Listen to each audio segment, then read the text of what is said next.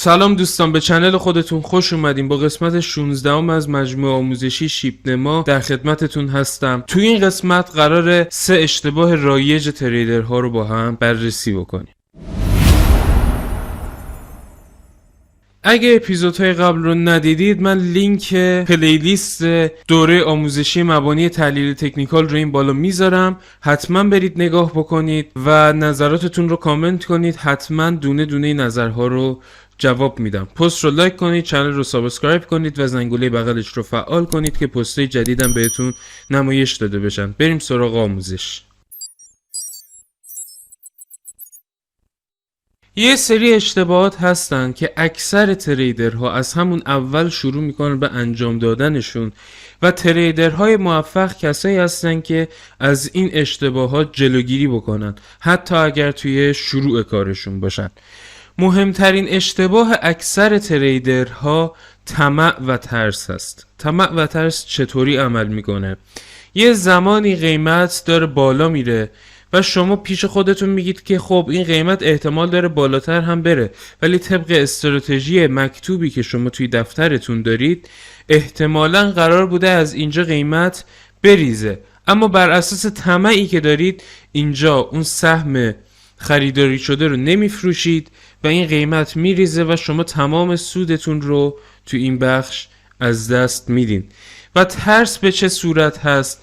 ترس اینطور عمل میکنه که زمانی که قیمت داره بالا میره تو یک بخشی از بازار شما فکر میکنید که خب این احتمالاً قراره الان بریزه و طبق تحلیلتون قراره احتمالاً از اینجا بالاتر هم بره. شما پیش خودتون میگید که خب قیمت الان ممکنه از اینجا بریزه، اینجا اون سهم رو میفروشید و این قیمت همینطور بالاتر میره و شما بخش زیادی از این سود رو از دست میدین.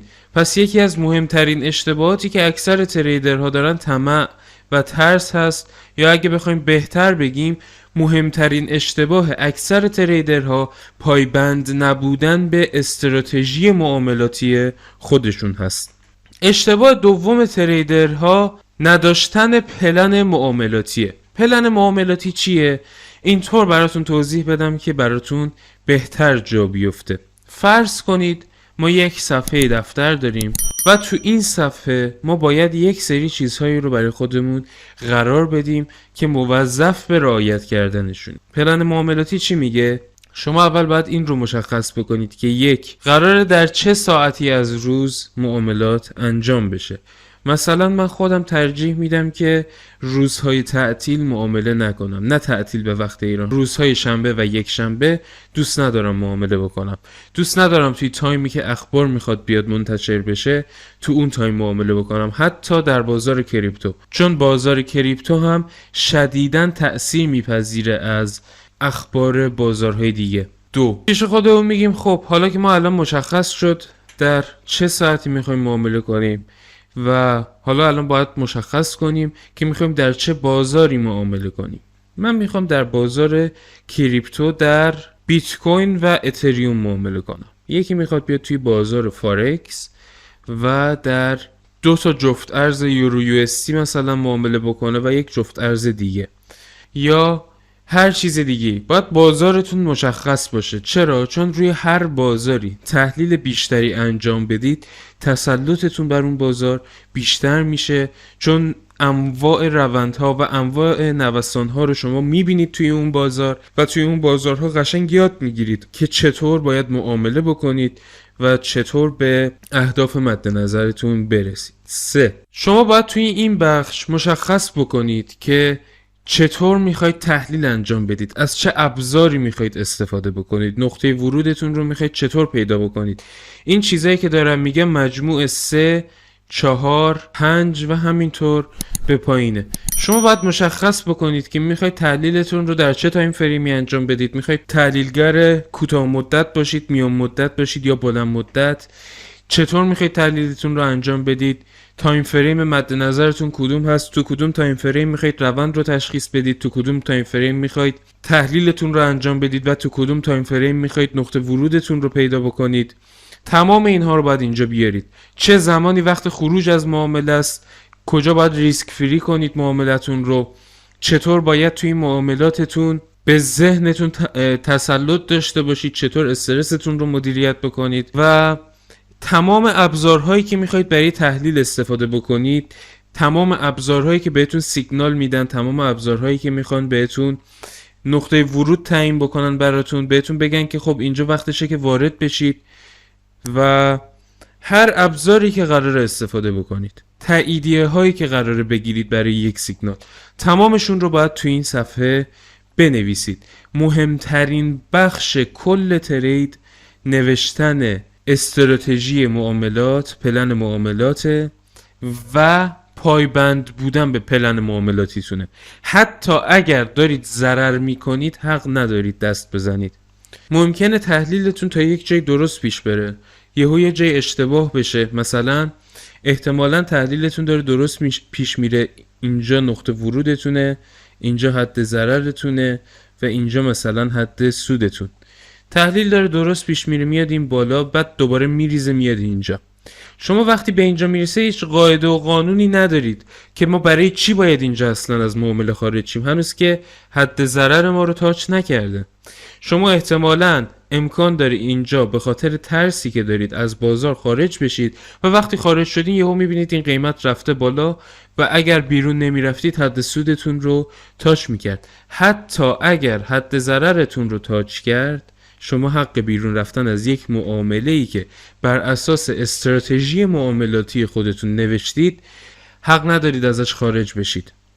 و بهتون میگم که چیکار باید بکنید تا به این حد ضرر برخورد نکنید. نکته بعدی و اشتباه سوم اکثر تریدرها ننوشتن ژورنال معاملاتیه. من یک نمونه ژورنال معاملاتی رو توی چنل تلگرام میذارم، لینکش توی بیوگرافی چنل یوتیوب هست، میتونید برید اونجا و وارد چنل تلگرام من بشید و اون ژورنال معاملاتی رو ببینید. توی ژورنال معاملاتی یک سری اطلاعات هست که اون اطلاعات رو طی هر معامله‌ای که میخواهید انجام بدید باید بنویسید. الان من براتون این اطلاعات رو دونه دونه توضیح میدم و میریم سراغ ادامه صحبتام. اولین نکته که توی ژورنال معاملاتی یادداشت میشه تاریخ و ساعت انجام اون معامله است. نوشتنش خیلی مهمه برای اینکه بدونید دقیقاً در چه ساعتی معامله کردید و بعد از اینکه تعداد زیادی معامله مختلفی رو باز کردید به این نتیجه برسید که در چه ساعاتی بیشترین ضرر رو داشتین و در چه ساعاتی بیشترین سود رو داشتین و در چه تاریخ‌هایی این اتفاق افتاده. مورد بعدی که باید توی ژورنال معاملاتی یادداشت بشه ارز مورد معامله است. من معمولا روی بیت کوین و اتریوم معامله میکنم، گاهی اوقات سمت ریپل هم میرم، ولی اکثر معاملاتم روی بیت کوین و اتریومه. نوع سفارش لانگ یا شورته، این رو هم باید وارد ژورنال معاملاتیتون کنید. بعد باید کد معاملاتی بنویسید. کد معاملاتی چیه؟ شما یک عددی رو انتخاب میکنید، میشه اون اولین مثلا معاملتون. من اولین عددی که گذاشتم برای کد معاملم 201. قطعا معامله دومم میشه 202، معامله سومم میشه 203. یک کدیه که بعدا شما راحت تر بتونید پیداش بکنید و بررسی بکنید. یک جدول دیگه ای داریم، احساسات قبل از معامله. چه احساسی داشتین؟ هر چی احساساتی که قبل از معامله داشتید تجربه میکردید رو باید داخلش بنویسید. من مثلا توی اولین معاملم نوشتم که دو به شک بودم به دلیل اینکه سقف‌های تاریخی در شکل میگرفت و همینطور نوشتم که چه اتفاقایی افتاد، چه احساساتی داشتم. عصبانی بودم، با فلانی بحثم شده بود، فلان اتفاق افتاده بود، تشنم بود، گشنم بود، هر حسی که داشتم قبل از معامله رو تو اون بخش نوشتم. بعد میزان ریسک به ریوارد رو باید بنویسید، میزان سود به ضررتون. این رو بعدتر براتون توضیح میدم که چطور یک معامله رو باید باز بکنید. نگران این موضوع نباشید، فقط الان دارم براتون توضیح میدم که چه اشتباهاتی رو نباید انجام بدید، چون در اپیزود بعدی قراره بریم سراغ بک تست گرفتن از تمام توضیحات و آموزش هایی که تا الان داشتیم. بعدش باید بریم سراغ حجم معامله. من چقدر سرمایه وارد این معامله کردم. میتونه سرمایه به تومان باشه، میتونه به تتر باشه، میتونه حتی بیت کوین باشه. هر مقدار سرمایه‌ای که وارد معامله کردید رو باید اینجا بنویسید. اهرم رو باید بنویسید. مثلا من اهرم 3 گذاشتم روی فلان معامله و 3 برابر سود یا ضرر احتمال داره که انجام بشه و ضرر احتمالیتون رو باید بنویسید. اگر ضرر کنید احتمالاً قراره چقدر ضرر بکنید، این رو هم باید بنویسید. و باید یک لیست بنویسید از دلایل ورود به معامله. من به این دلیل وارد شدم که قیمت به فلانجا برخورد کرد، فلان سیگنال رو از فلان اندیکاتور گرفتم، فلان تحلیل رو داشتم، فیبوناچی این تاییدیه رو به من داد، RSI اون تاییدیه رو به من داد. هر تاییدیه‌ای که گرفتید همه رو باید بنویسید. یه پیشنهاد دارم براتون.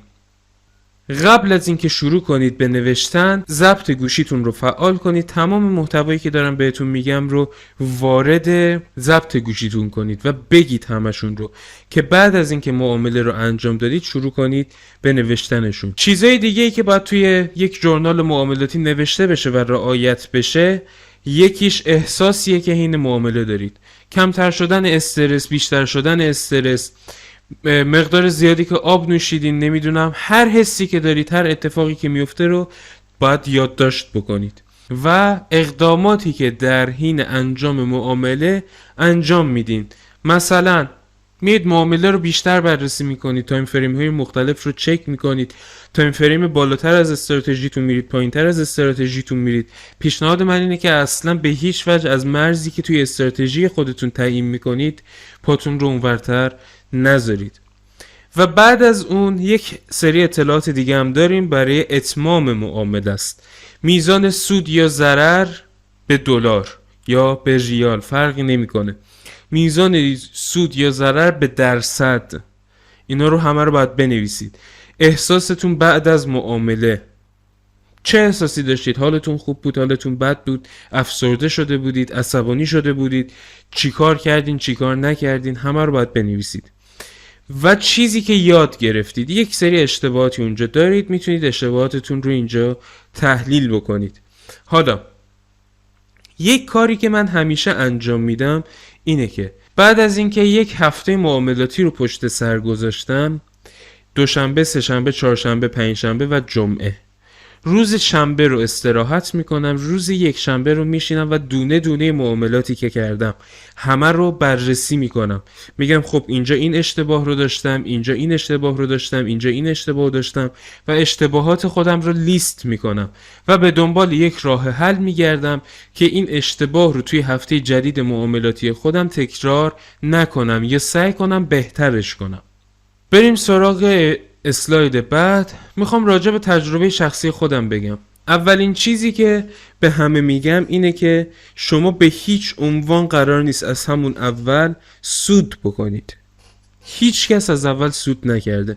همه شروع میکنن به ضرر کردن، هی ضرر میکنن، استراتژی خودشون رو بررسی میکنن، بک تست میگیرن، فوروارد تست میگیرن، دوباره بررسی میکنن و مدام این چرخه رو تکرار میکنن تا به یک استراتژی بهینه شده برسن و بتونن تحلیل های درستی رو انجام بدن. به هیچ عنوان از خودتون انتظار نداشته باشید که در معاملات اول به سود آنچنانی برسید. نکته دوم، هیچ کس با 10,000 تومان مولتی میلیاردر نمیشه. این چیزیه که اکثر پکیج فروش های اینستاگرامی بهتون نمیگن. فقط بهتون میگن بله بیایید اینجا این پکیج رو تهیه بکنید، شما میلیاردر میشید، مولتی میلیاردر میشید. کلی بهتون انگیزه میدن و وقتی پکیج رو میخرید و میبینید که این اتفاق نمیفته، افسرده میشید، پولتون رو از دست میدید و احساس شکست خوردن میکنید. شما قرار نیست با 10,000 تومان مولتی میلیاردر بشید.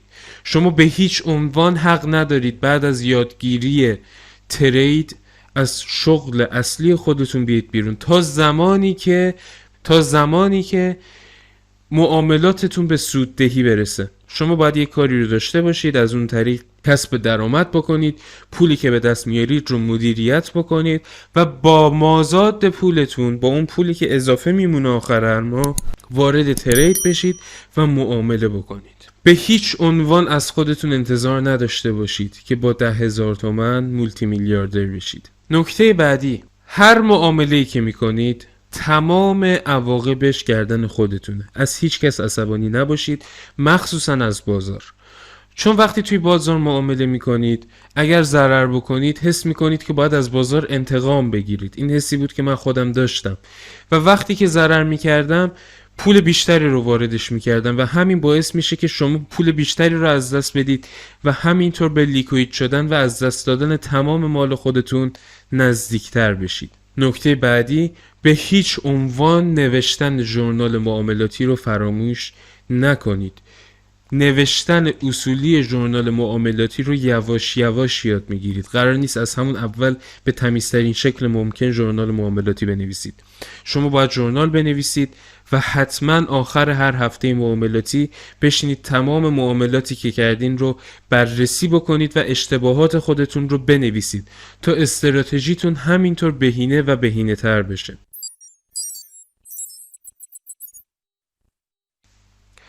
امیدوارم که از این اپیزود استفاده کرده باشید. اگر از این پست خوشتون اومد، پست رو لایک کنید، چنل رو سابسکرایب کنید و زنگوله بغلش رو فعال کنید که پست جدید بهتون نمایش داده بشه. در قسمت بعد قراره بریم سراغ بک تست گرفتن تمام چیزهایی که تا حالا براتون توضیح دادم. خدا نگهدار.